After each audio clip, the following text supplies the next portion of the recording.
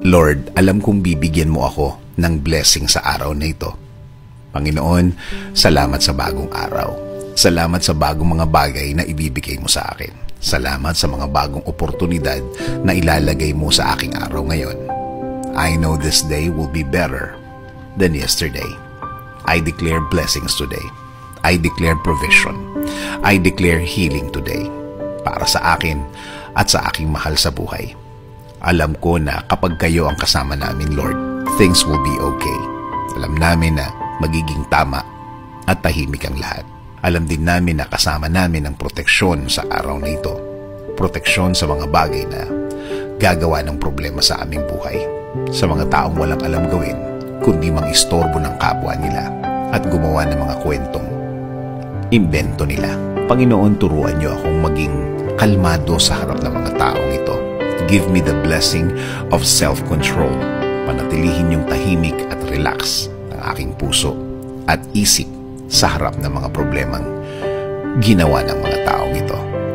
Alam kong nakikita at naririnig nyo ang lahat ng trabaho ng mga taong ito.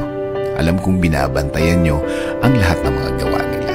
At alam kong igaganti nyo ako sa mga taong ito. At alam kong may timing nyo ang lahat. Sa ngayon, sa araw na ito, ako magko-concentrate.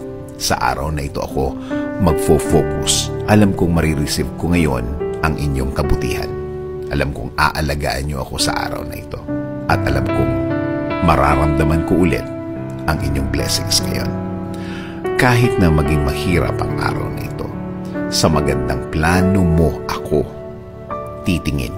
Sa magandang pangyayari na mangyayari ngayon, ako mag-aantay at alam kong matutuloy ang lahat. Alam ko, Lord, na kahit na ano ang sitwasyon, kahit na ano ang mangyari, matutuloy ang plano mo sa akin. Kahit na sino pa ang humarang, kahit sino pa ang kumontra, wala silang magagawa, wala silang pagkontrang maipaplano.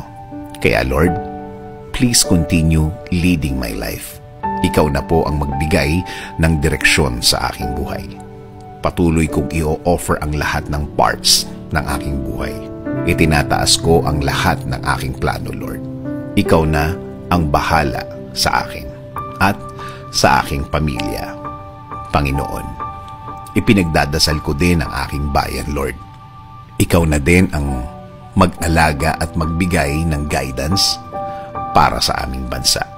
Ikaw na din ang magbigay ng wisdom para sa lahat ng aming leader sa bansa.